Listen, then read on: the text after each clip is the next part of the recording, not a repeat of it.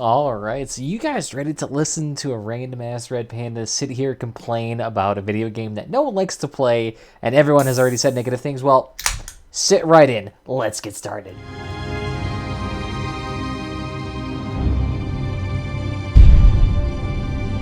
Alright, welcome back everybody. So today we're actually talking about this lovely small little game you may or may not heard called World of Warcraft and their brand newest expansion, Shadowlands. And honestly, this is coming from my perspective. I played this game for about 30 days now. I leveled up 2 characters to max level. I got a Beastmaster Hunter here on the Horde side and a Prop Protection Paladin on a Alliance side here in a Dark Iron Dwarf.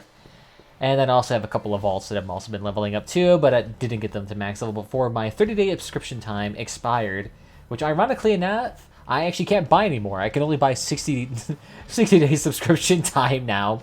Awesome, cool, thank you, Blizzard. I'm not even going to renew it. And honestly, I kind of want to go over why I'm not going to be renewing my subscription time here with this game.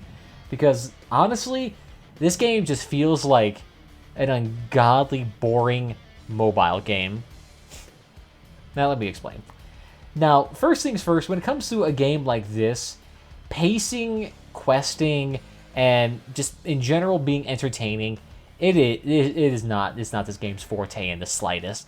Sure, the story and the cinematics seems absolutely interesting, and the story can be absolutely greatly paced when it's explained to you in 30-minute YouTube videos that go over every single detail and contrivance that isn't just ungodly, unapparent if you play the main storyline. It's entertaining then, but if you play the actual game, you first get into Shadowlands and you start doing the Covenant campaigns, or not the Covenant campaigns, the basic leveling campaign. Wow, that's a boring just exposition dump after exposition dump, interrupted by series of intense grinding of killing 30 or 40 or 50 mobs at a time to slowly charge a bill or to slowly charge some miscellaneous bar here for whatever X, Y, or Z reason, only to have characters then do more exposition dump for like one seemingly random event to happen, and then you repeat that for the series of zones here that all I really could not care about because none of the characters are explained or basically any semblance of storytelling is just kind of like thrown out of the window because this quickly hodgepodge together, sewn together storyline is meant just to be literally blitzkrieged as much as possible. Like they took the attitude of people just skipping all the storyline as much as humanly possible and applied it to their storyline to create an ungodly boring experience. As someone who was actually trying to read the storyline and all the little quest tidbits here and out, I eventually just stopped because it was that boring. But okay. What's after that? What do you do after you hit max level and you're now introduced to the wide open world that is Shadowlands? Well, you basically get to do the exact same thing you were doing in the Covenant campaign, except you do it a lot more often and for really bad rewards. To the point where it's actually funny too.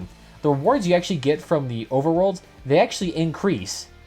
But that seems weird because the challenges, the difficulty does not increase. So the rewards are just seemingly artificially gatekept by whatever level your Covenant ability is, but then it doesn't even matter because the rewards you get from the Covenant abilities are incredibly low. Like the amount of anima you get from doing a world quest is 3 times 35, but to get a single cosmetic item can cost upwards of 2,000-3,000 anima. So if you wanted to actually get anywhere, you have to be doing hundreds and hundreds of hours of anima grinding to get anywhere, which is hilarious. But then you do your Covenant story, and look at that, you get gear that is way better than what you find in the overworld quest. So then your temptation to do these overworld quests just vanishes. Cool. Why would you do that? I have zero idea. Callings don't get you anything, which is another thing you can do. It's basically just a series of repeatable quests that you do, and all it gives you is gold. But since you already get your gear, and there's not really much in the auction house that's worth buying besides consumables, I mean, cool. Absolutely useless for you. So it's like you get to this end game, and you end up just doing a series of incredibly boring, repeatable quests over and over and over, and 4 separate zones that all feel distinctly the same. And the only thing that even breaks it up is you going into the mall and doing Torghast, but even then, the mall is completely unfinished and barren of any content to do, besides sitting there and grinding out enemies in World Quest to get upgrades to other zones that allow you to grind it faster. Like, you can buy upgrades from resources that you get from the Maw to make leveling in the roguelike dungeon crawler Torghast a bit faster.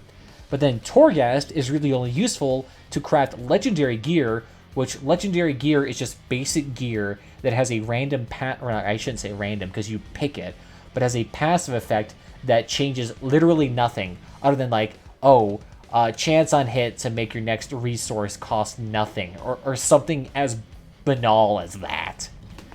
So you do all these series of endless grinds that are all incredibly boring and pointless and ineffectual for the ultimate privilege of just powering up.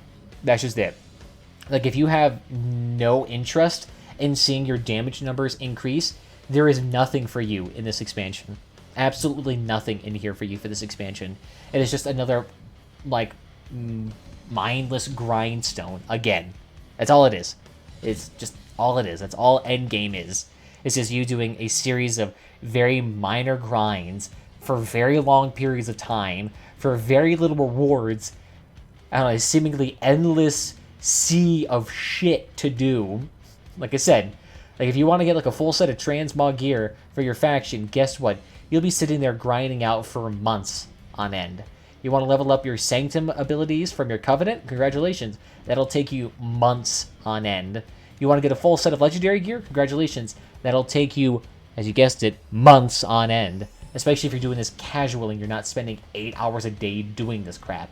And heavens forbid you're doing alts. Because if you're doing alts, congratulations.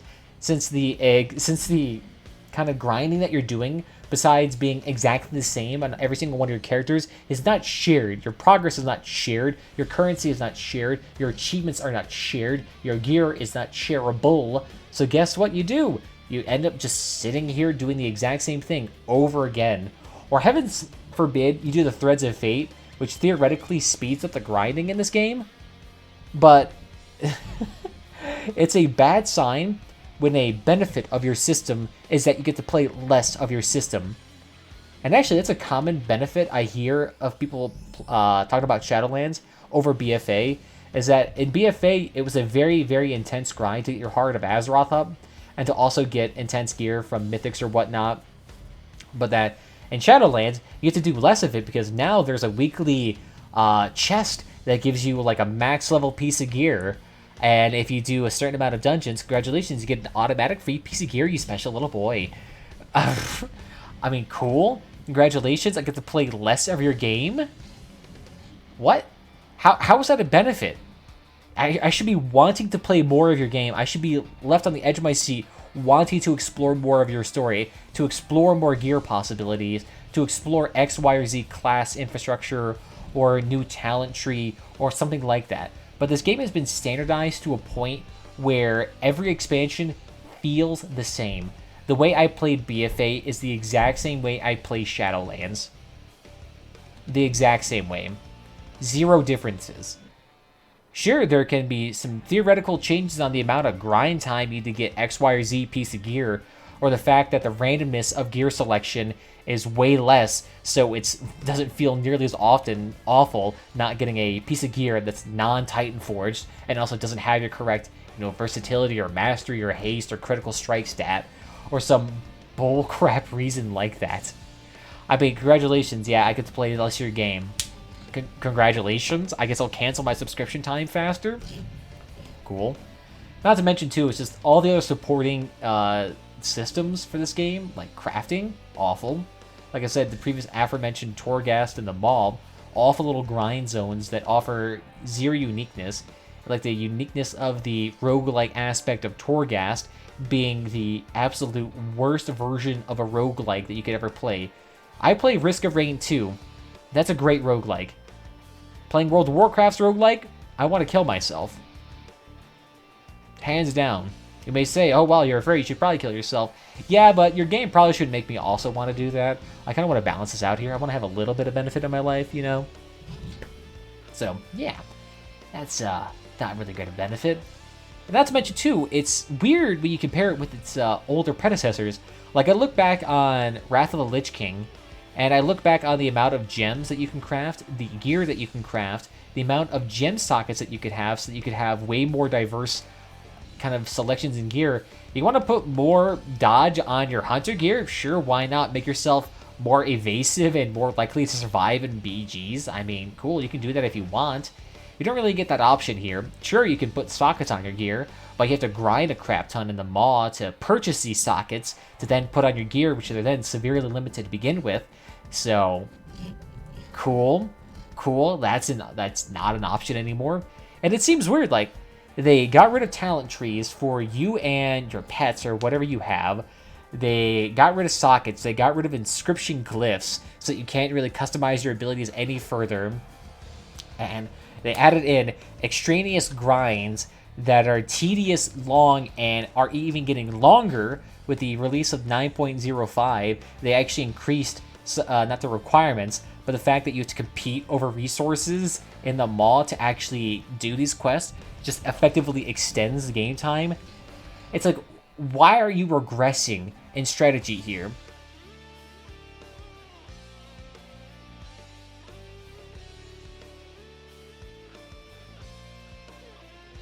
I mean, of course, there's the obvious cynical answer that I can give. They want to increase the amount of time and money people pay for subscriptions. But, yeah, I mean, yeah, it's actually just probably it. That is probably it. Especially with the removal of the option to just buy an individual 30-day game time. You can now only get 30-day subscriptions if you do it through the subscription period. You can't just buy like a 30-day time gift card. No, you have to do it through a subscription now. Or you buy 60 days.